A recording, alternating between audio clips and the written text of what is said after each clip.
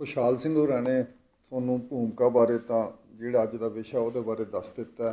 ਬਾਕੀ ਆ ਸਾਹਮਣੇ ਆ ਲਿਖ ਕੇ ਰੱਖਿਆ ਹੋਇਆ ਵੀ ਪੰਜਾਬ ਦੀ ਮਜ਼ਬੂਤੀ ਲਈ ਸਿੱਖ ਤੇ ਖੱਬੇ ਪੱਖੀਆਂ ਦਾ ਆਪਸ ਵਿੱਚ ਦੀ ਮੇਲ ਮਿਲਾਪ।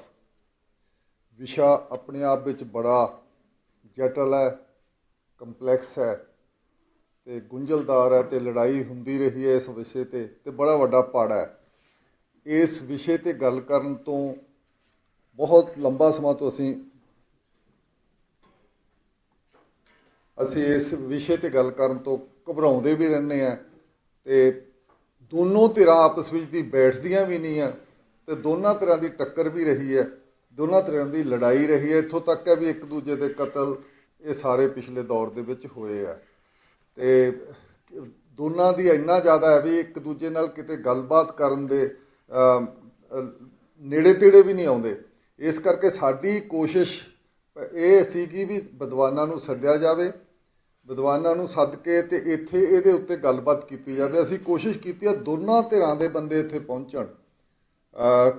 ਲੈਫਟ ਧਿਰਾਂ ਦੇ ਜਿਹੜੇ ਬੰਦੇ ਆ ਘੱਟ ਆ ਸਕੇ ਆ ਜਾਂ ਹਜੇ ਤੱਕ ਕੋਈ ਆਏ ਨਹੀਂ। ਇੱਕ ਸੱਜਣ ਹੈ ਜਿਹੜੇ ਮੇਨ ਅਸੀਂ ਬੁਲਾਏ ਆ ਉਹ ਡਾਕਟਰ ਦਰਸ਼ਨਪਾਲ ਹੈ। ਉਹਨਾਂ ਦਾ ਲੈਫਟ ਦਾ ਚਿਹਰਾ ਵੀ ਹੈ ਤੇ ਲੈਫਟ ਵਿੱਚ ਉਹ ਐਕਟਿਵਲੀ ਕਿਸਾਨ ਜਥੇਬੰਦੀ ਸੰਯੁਕਤ ਕਿਸਾਨ ਮੋਰਚੇ ਦੇ ਵੱਡੇ ਲੀਡਰ ਵੀ ਹੈ ਤੇ ਇਸ ਕਰਕੇ ਸਾਡੀ ਉਹਨਾਂ ਨੇ ਰਿਕੁਐਸਟ ਮੰਨੀ ਹੈ ਤੇ ਆ ਰਹੇ ਹੈ। ਇਹ ਜਿਹੜਾ ਇੰਨਾ ਗੁੰਝਲਦਾਰ ਮਸਲਾ ਹੈਗਾ ਇਹਦੇ ਵਿੱਚ ਕਈ ਵਾਰ ਅਸੀਂ ਇੱਕ ਛੋਟਾ ਜਿਹਾ ਪੋਜੀਸ਼ਨ ਪੇਪਰ ਲਿਖਿਆ। ਪੋਜੀਸ਼ਨ ਪੇਪਰ ਦਾ ਮਤਲਬ ਇਹ ਵੀ ਅਸੀਂ ਮੋਟੀ ਜੀ ਵੱਡਾ ਇੱਕ ਰੂਪ ਰੇਖਾ ਜਾਂ ਉਹਦਾ ਪੇਸ਼ ਕਰਨ ਦੀ ਕੋਸ਼ਿਸ਼ ਕੀਤੀ ਹੈ।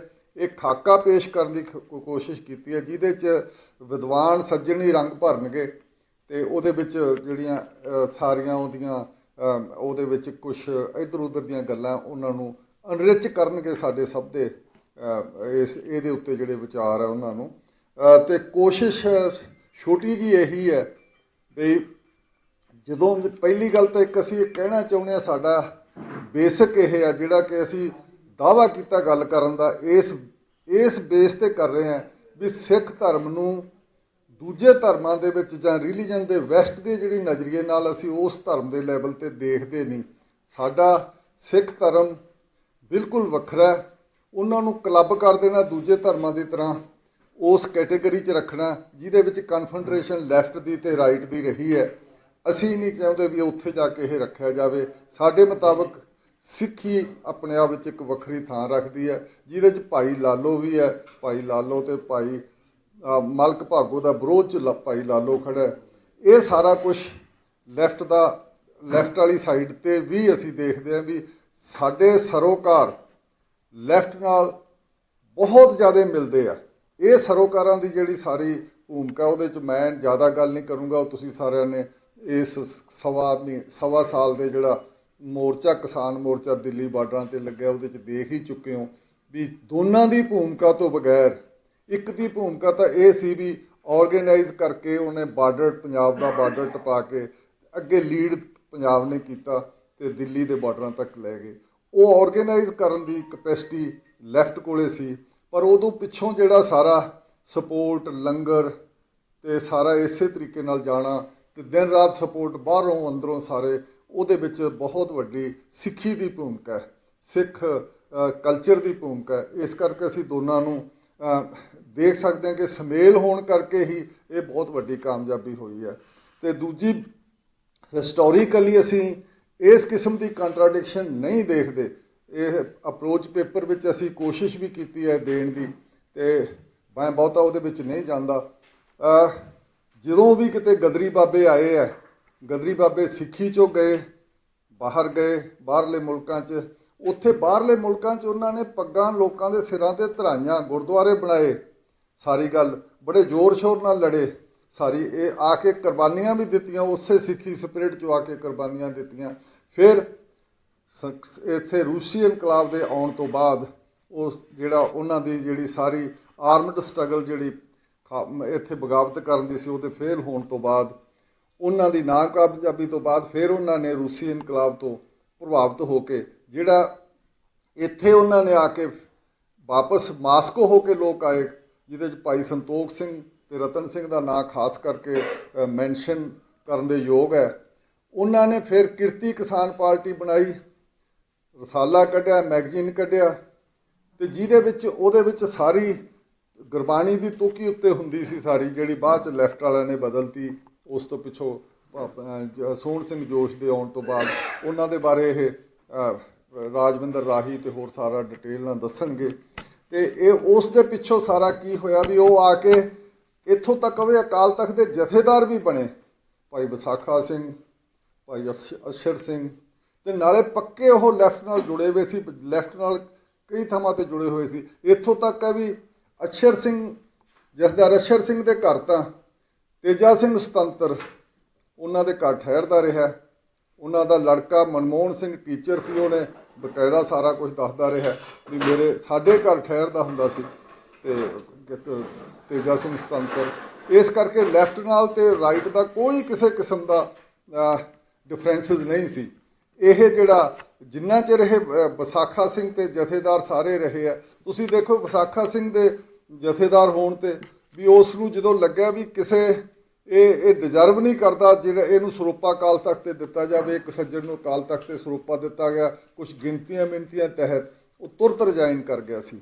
ਉਹਨਾਂ ਦੇ ਉਸ ਲੈਵਲ ਦੇ ਕਿਰਦਾਰ ਬਾਬਾ ਸੋਹਣ ਸਿੰਘ ਭਕਨਾ ਤੇ ਜਵਾਲਾ ਸਿੰਘ ਠੱਠੀਆਂ ਤੇ ਇਹ ਸਾਰੇ ਜਿਹੜੇ ਬੰਦੇ ਸੀ ਸਾਰੇ, ਇਹਨਾਂ ਨੂੰ ਵਿਸਾਖਾ ਸਿੰਘ ਵਰਗਿਆਂ ਨੂੰ ਇਹਨਾਂ ਨੂੰ 1935 ਦੀ ਜਿਹੜੀ SGPC ਦੀ ਚੋਣ ਸੀ ਉਹਦੇ ਵਿੱਚ ਕਿਹਾ ਗਿਆ ਵੀ ਅਸੀਂ ਤੁਹਾਨੂੰ ਸਾਲਸ ਮੰਨਦੇ ਹਾਂ ਤੇ ਤੁਸੀਂ ਜਿਹੜੇ ਵੀ ਬੰਦਿਆਂ ਨੂੰ ਉੱਤੇ ਉਂਗਲ ਰੱਖੋਗੇ ਅਸੀਂ SGPC ਦੇ ਮੈਂਬਰ ਬਣਾ ਦਿੰਦੇ ਹਾਂ।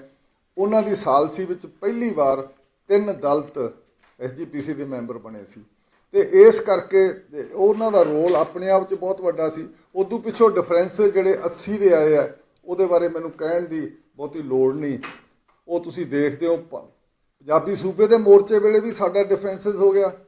ਸਾਡੇ ਜਿਹੜੀਆਂ ਇਹ ਕਮਿਊਨਿਸਟ ਪਾਰਟੀਆਂ ਸੀ ਇਹ ਨੈਸ਼ਨਲਿਸਟ ਤਾਂ ਹੁੰਦੀਆਂ ਹੀ ਆ, ਇਹਨਾਂ ਦਾ ਸਾਰਾ ਸਟਰਕਚਰ ਹੈ ਕਿਉਂਕਿ ਇਹਨਾਂ ਦੀ ਆਈਡੀਓਲੋਜੀ ਵੀ ਡਿਫਰੈਂਟ ਲੈਵਲ ਤੋਂ ਸ਼ੁਰੂ ਹੁੰਦੀ ਆ। ਸਟੇਟ ਨੇਸ਼ਨ ਸਟੇਟ ਦੇ ਇਹ ਹਮੇਸ਼ਾ ਹੀ ਹਾਮੀ ਹੁੰਦੇ ਆ ਤੇ ਸਿੱਖਾਂ ਦੇ ਵਿੱਚ ਉਸ ਕਿਸਮ ਦਾ ਨੇਸ਼ਨ ਸਟੇਟ ਦਾ ਕਨਸੈਪਟ ਨਹੀਂ ਹੈ, ਸਰਬੱਤ ਦੇ ਭਲੇ ਦਾ।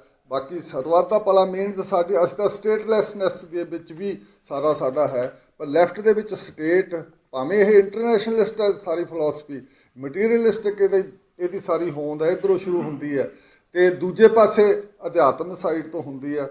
ਪਰ ਦੋਨਾਂ ਦਾ ਡਿਫਰੈਂਸਿਸ ਹੋਣ ਦੇ ਬਾਵਜੂਦ ਕਾਫੀ ਦੂਰ ਤੱਕ ਇਹਨਾਂ ਦੇ ਜਿਹੜੇ ਸਰੋਕਾਰ ਹੈ ਉਹ ਸਾਂਝੇ ਹੈ ਤੇ ਜਦੋਂ ਇਸੇ ਕਰਕੇ ਸਾਂਝੀ ਉਸ ਤੋਂ ਬਾਅਦ ਸਾਡਾ ਪੰਜਾਬੀ ਸੂਬੇ 'ਚ ਫਰਕ ਪਿਆ।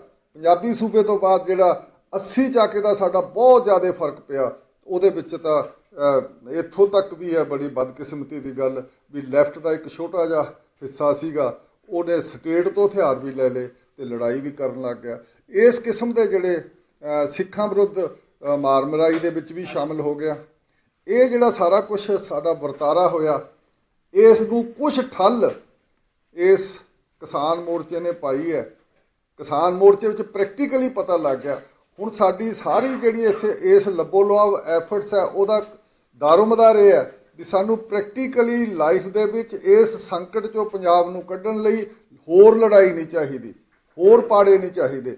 ਅਸੀਂ ਇਕੱਠੇ ਹੋ ਕੇ ਲੜੀਏ ਤਾਂ ਹੀ ਅਸੀਂ ਪੰਜਾਬ ਨੂੰ ਰੀਜਨਰੇਟ, ਉਸ ਨੂੰ ਦੁਬਾਰਾ ਅਸੀਂ ਮੁੜ ਸਰਜੀਤ ਕਰ ਸਕਦੇ ਹਾਂ। ਨਹੀਂ ਅਸੀਂ ਹੁਣ ਪਹਿਲੇ ਆਰਥਿਕ ਲੈਵਲ ਤੇ ਇਕਨੋਮਿਕ ਲੈਵਲ ਤੇ ਪਹਿਲੀ ਪੋਜੀਸ਼ਨ ਤੋਂ ਡਿੱਗ ਕੇ ਅਸੀਂ 16ਵੀਂ ਪੋਜੀਸ਼ਨ ਤੇ ਆ ਗਏ ਹਾਂ।